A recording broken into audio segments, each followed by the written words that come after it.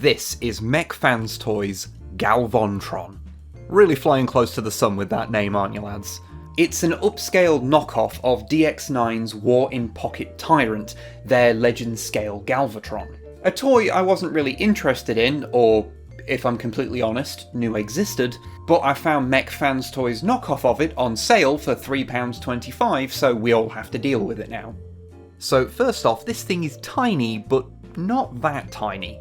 The oversizing means it's gone from being 10 centimeters tall to about 13, which really just means that he looks either too big or too small standing next to most things now. Although Galvontron being able to tower over smaller bots isn't the worst thing in the world. Also, these hip skirts were new for this version, so enjoy those, because I certainly don't, they just get in the way. In terms of looks, he's not bad. The paint is well applied and the sculpt certainly is Galvontron. I will say though that his little pursed lips are pretty funny. I can't help but feel he's always looking at me like this. Articulation is not great. To be fair, the toy this is knocked off from came out like a decade ago, so it'd be unfair to hold this to modern third-party legend scale standards. But it is in my hands in 2024, and wow do I wish this had proper ankle pivots and had any rotation on the limbs that wasn't from ball joints. It's just very limited in what you can do with it, and the shoulders are forever coming out of place when you move the arms. At least the tracks on the back of them don't get in the way quite as much as they do on the recent leader class Galvontron, so small mercies.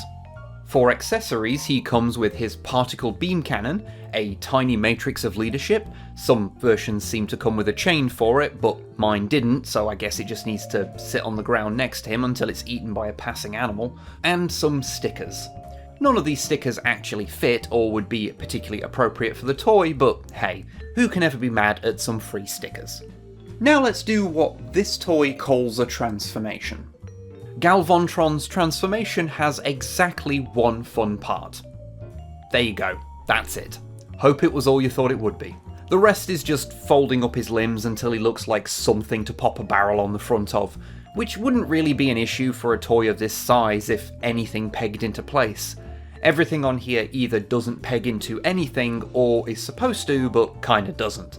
And it's not that this isn't Galvontron's alt mode, you couldn't mistake it for anything else, but it's very much an it'll do kind of situation. It's not fun to get there, and it doesn't exactly hold together once you arrive either. Oh, that's not supposed to come off. That's new. At least the instructions are fine, something you can't always guarantee when dealing with a third-party figure. Or a Hasbro figure, honestly. Oh, hello, knockoff Dreamwave Galvontron. Fancy seeing you here. So do I recommend Mech Fan Toys Galvontron? Not really, no. You can find him dirt cheap on AliExpress if you really want to check him out, and admittedly a lot of the problems that I have with him do show up on a lot of mainline core class figures too, but I didn't really find much here to love beyond the price. Maybe the original DX9 figure is better? I don't know. I don't have it. So I'd say give this one a miss unless you really, really need a 13 centimeter Galvontron in your life and you can't find any other way of filling that need.